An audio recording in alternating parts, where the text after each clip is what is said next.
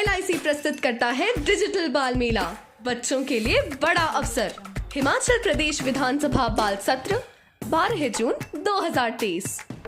68 बच्चे पहुंचेंगे शिमला, 21,000 का इनाम। यदि मैं शिक्षा मंत्री होती तो मेरा पहला कदम होता शिक्षा को निःशुल्क तथा अनिवार्य करना। कई राज्यों में शिक्षा का प्रबंध न होना, जैसे पिछड़ा राज्य यूपी बिहार में भारत के सरकारी स्कूलों की स्थिति ठीक करती, क्योंकि बहुत से बच्चे पढ़ाई में रुचि तो रखते हैं परंतु परिवार की आर्थिक स्थिति के कारण वह पढ़ नहीं पाते।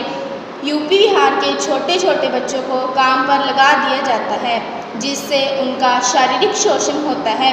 8 से 14 वर्ष तक के बच्चों को संविधान द्वारा शिक्षा का अधिकार दिया गया है, परंतु यूपी बिहार के बच्चों को इस अधिकार से वंचित रखा गया है और उनका शारीरिक शोषण भी किया जाता है।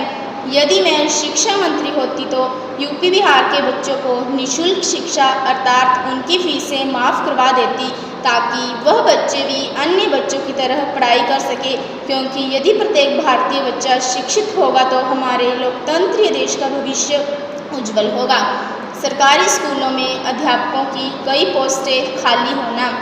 मैं भारत के सरकारी स्कूलों की स्थिति ठीक करती, क्योंकि बहुत से स्कूलों में यह समस्या है कि जहां पर अध्यापक सेवानिवृत्त या तब्दील हो जाते हैं तो वहां पर कई महीनों तक, यहां तक कि कई बार 1 वर्ष से ऊपर भी समय हो जाता है कि शिक्षक नहीं आते।